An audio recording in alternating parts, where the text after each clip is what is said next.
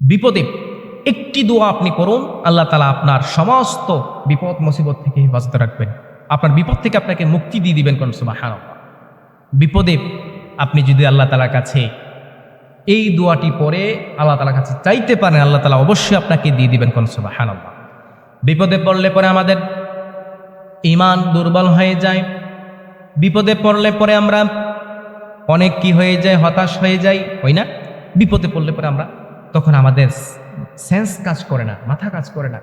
আপনার সন্তান অসুস্থ হয়ে গিয়েছে, আপনি দৌড়ে চলে গিয়েছেন বাবার কাছে, পীর সাহেবের কাছে গিয়ে বলতেছেন, আপনার মৃত পীরের কাছে আপনি বলতেছেন, সেখানে গিয়ে যে মাজারে আপনি কি দিবেন, একটি গরু দিবেন, একটি ছাগল দিবেন, একটি হাঁস দিবেন, একটি মুরগি দিবেন, বা 5,000 টাকা দান করবেন, 1,000 টাকা দিবেন, 10 টাকা দিবেন, যে আমার সন্তানকে আপনি কি করেন, সুস্থ করে দেন। এটা হচ্ছে শিরক, এটা করা যাবে না।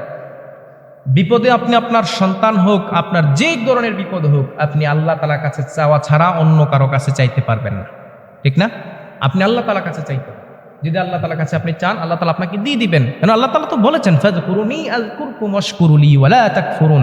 বান্দা আমার কাছে চাও, আমি তোমাকে দিয়ে দিব। কোন সুবহানাল্লাহ। আমাকে স্মরণ করো, আমাকে স্মরণ করলে আমি আল্লাহ তাআলা তোমাকে স্মরণ করব। স্মরণ মানে হলো আল্লাহ তাআলার কাছে আপনি চাবেন, আল্লাহ তাআলার কাছে আপনি কি করবেন, আপনার আকুতি মিনতি, আপনার সবকিছু বলবেন। সবকিছু যদি বলতে পারেন, আল্লাহ তাআলা কবুল করে নেবেন।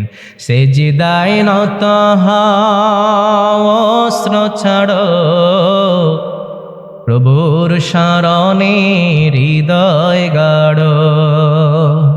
সেজদায় নত হও, অস্ত্র ছাড়ো, প্রভুর শরণে হৃদয় গাড়ো।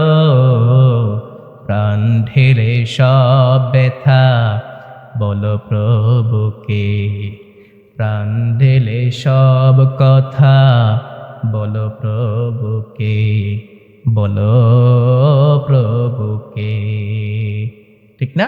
আল্লাহ তাআলার কাছে চাইতে হবে, আল্লাহর কাছে বলতে হবে। যদি আল্লাহর কাছে আপনি বলতে পারেন, তাহলে অবশ্যই আল্লাহ তাআলা আপনাকে কি করবেন, বিপদ থেকে উদ্ধার করে দিবেন। তাহলে বিপদ থেকে যদি আপনি উদ্ধার পেতে চান, বিপদ থেকে যদি আপনি কি পেতে চান, পরিত্রাণ পেতে চান, তাহলে একটি দোয়া আছে, যে দোয়াটি আপনি 100 বার করতে হবে। 100 বার যদি এই দোয়াটি আপনি পড়েন, তাহলে আল্লাহ তাআলা সকালে এবং বিকালে যদি আপনি সবসময় পড়তে পারেন, অথবা যখন বিপদে পড়ে গিয়েছেন 100 বার পরে আল্লাহ তাআলার কাছে সাথে সাথে আপনি চান, আল্লাহ তাআলা আপনাকে কি করবেন, বিপদ থেকে মুক্তি করে দিবেন। দোয়াটি হলো লা হাওলা ওয়ালা কুওয়াতা ইল্লা বিল্লাহিল আলিয়্যিল আযীম। এই দোয়াটা আমরা সবাই পারি না? পারি।